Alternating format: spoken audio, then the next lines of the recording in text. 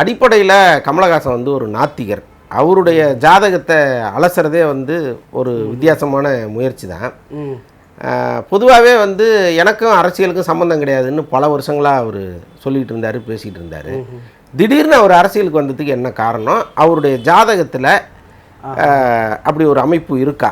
அவருடைய ஜாதகத்தை பார்க்கும்போது அரசியலுக்கான அமைப்புகள் வந்து குறைவாகத்தான் இருக்கிறது அவருக்கு வந்து எப்படின்னு சொன்னீங்கன்னா, இப்போ கலைத்துறையில் வந்து சம்பாதித்த பணங்களை அவர் வேறு வழிகளில் செலவிடாமல் கலைத்துறையிலேயே செலவிட்டு பணங்களை வந்து விரயம் செய்து விட்டார். அது என்ன என்று நம்ம அவருடைய ஜாதகத்தை எடுத்து பார்க்கும்போது அதுக்கு விரிவான விளக்கம் நமக்கு கிடைத்திருக்கிறது.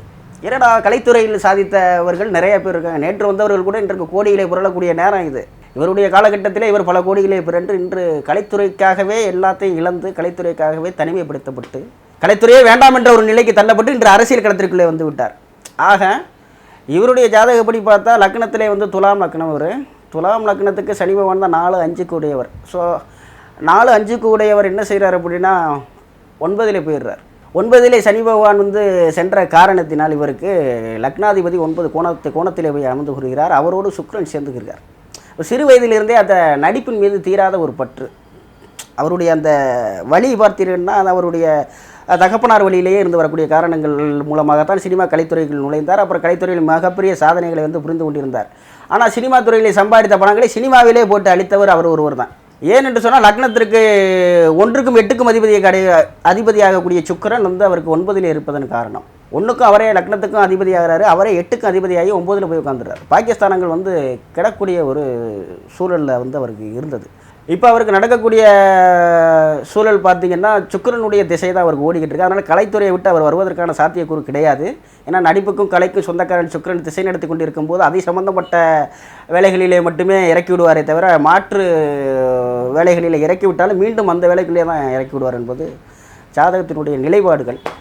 இப்போ நீங்கள் சொல்கிறத வச்சு பார்த்தா அவர் இப்போ இந்த பாராளுமன்ற தேர்தலில் ஒரு சீட்டு கூட வாங்க மாட்டார், மீண்டும் சினிமாவுக்கே வந்துடுவார் அப்படிங்கிற மாதிரி இருக்குது. அப்படி தான் சொல்கிறீங்களா?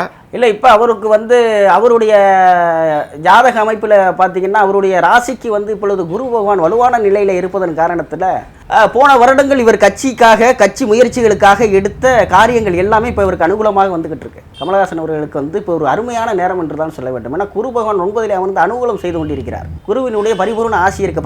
நேரடியாகவே கமலஹாசனுக்கு என்னங்கிறத சொல்லிடுங்களேன். அதாவது 10ஆம் இடத்து சனி பகவான் அரசியலுக்குள்ளே தள்ளி அதன் மூலமாக இவருக்கு மன உளைச்சல்களை ஏற்படுத்தி அதன் மூலமாக இவரை தனிமைப்படுத்தி இவரே ஒரு கட்டத்தில் ஏன் இதெல்லாம் வந்தோம் செஞ்சோங்கிற ஒரு நிலைப்பாடுக்கு தள்ளக்கூடிய ஒரு காலகட்டமாக இந்த காலம் இருக்கும். அது சனி பகவானுடைய அந்த 10ஆம் இடத்து சனி பகவான் அந்த வேலையை செய்யக்கூடிய ஒரு நேரம். இருந்த போதிலும் இதெல்லாம் ஒரு பக்கம் இருந்தாலும் சரி, இவருடைய ராசிநாதனாக குரு பகவான் ராசியாதிபதி ஏதாவது ஒன்று செஞ்சுதானே ஆகணும். அவன் வீட்டுக்காரன் அவனுக்கு செஞ்சுதானே ஆகணும். அப்போ ராசியாதிபதியாக குரு பகவான் ஒளிவில் இருக்கார்ல, 9ல் இருக்கக்கூடிய குரு, 9ல் குரு இருந்தால் உச்சத்தை பார்க்கக்கூடிய நேரம். 8லே குரு இருக்கும்போது அவர் அந்த முயற்சிகளை பூரா எடுத்துக்கொண்டிருந்தார். அரசியல் பிரவேசங்களுக்கான முயற்சிகள், அரசியல் கட்சிகள் சார்ந்த அந்த முயற்சிகள், அதை எல்லாமே செய்துக்கிட்டு இருந்த காலம் வந்து போன வருடத்தை குறிக்கிறது. இந்த வருடம் குருப்பெயர்ச்சிக்கு அப்பொழுது அவருடைய அந்த வளர்ச்சி என்பது அபரிவிதமாக இருக்கிறது. இது எல்லாருமே நம்ம பார்க்கக்கூடிய ஒரு சூழல் தான். இன்றைக்கி தனித்து நின்று இன்றைக்கி மகத்துவத்தை பெறக்கூடிய ஒரு ஆற்றல் அவருக்கு எங்கிருந்து வந்தது என்று கேட்டால் குரு பகவான் கொடுத்த ஆற்றல் தான். இல்லை, இப்போ இந்த தேர்தலில் ஒரு வெற்றி பெறுவாரா, குறைந்த அளவுக்கு சீட்டுகள் வாங்குவாரான்னு கேட்குறேன். இந்த தேர்தலை பொறுத்த மட்டில் அவருக்கு வெற்றி வாய்ப்புகளுக்கு வந்து அனுகூலமான நேரம் இல்லை. ஏன்னா சனி பகவானுடைய ஆதரவும் அதற்கு தேவைப்படுகிறது. ஒருவரை வைத்து மட்டுமே நம்ம சொல்லிவிட முடியாது. எல்லா விஷயங்களையும் வந்து ஒருவரை வைத்து, ஒரு கிரகங்களை வைத்தே குரு 9ல் இருக்காரு எல்லாமே அடித்து வந்துடலாம், அப்படி பேர் தொட்டது தொலைங்கிறது மாதிரி சொல்லக்கூடிய ஒரு சூழலும் இருக்காது.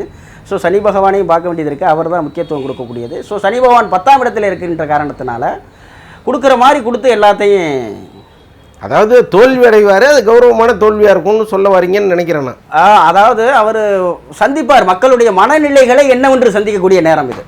மக்களுக்காக அலைந்து திரிந்து மக்களுடைய மனநிலை என்னவென்று திரு கமலஹாசன் அவர் சந்திக்கக்கூடிய நேரம் இது. அவர் என்னுடைய கடைசி படம் வந்து இந்தியன் 2 தான் அப்படின்னு சொல்லியிருக்கிறாரு. அவருடைய கலை உலக வாழ்க்கை இதோட முடிஞ்சு போயிருமா, இல்லை இன்னும்? இல்லை, அதுக்கான சாத்தியக்கூறுகள் கிடையாது. அவர் வந்து கலை உலகத்துக்கே தன்னை அர்ப்பணிக்கக்கூடியவர். திரு ரஜினிகாந்த் அவர்களை சொன்னது போல தான் இதுவரை சொல்கிறேன். கலை உலகத்தில் வந்து இவரும் வந்து இந்தியன் 2க்கு அப்புறமும் இவருக்கு நடிக்கக்கூடிய ஒரு சூழல் இருக்கிறது ஜாதக அமைப்பில். ஏன்னா சுக்கிரன் தான் இவருக்கு இப்போ திசை நடத்தி கொண்டிருக்கிறார். ஸோ சுக்கிரனுடைய திசையில் கலையில் நுழைந்து தான் ஆக வேண்டும், அது வெளியே கிடையாது.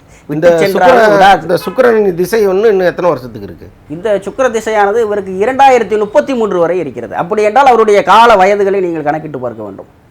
என்று வந்து எனக்கு தெரிந்து 13 ஆண்டுகள் இந்த சுக்கிரனுடைய பலன்களை அவர் அறிவிக்கக்கூடியது. சுக்கிரன் அடிப்படையில் வந்து கஷ்டங்களை கொடுத்து, எவர் ஒருவரை கஷ்டப்படுத்தி சுக்கிரன் வந்து கஷ்டங்களை கொடுத்து அதன் மூலமாகத்தான் வருமானங்களை கொடுப்பார். ஆக ஆரம்பத்திலே கஷ்டங்களை கொடுப்பார், பின்னாடி தான் வருமானங்களை கொடுப்பார்.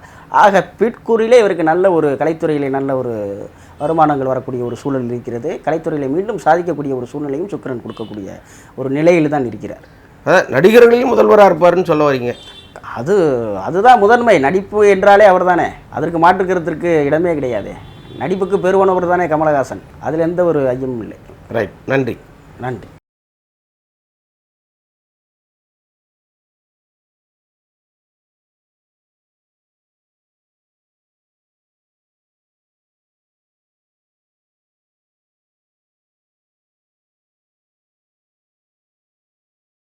குரு பகவான்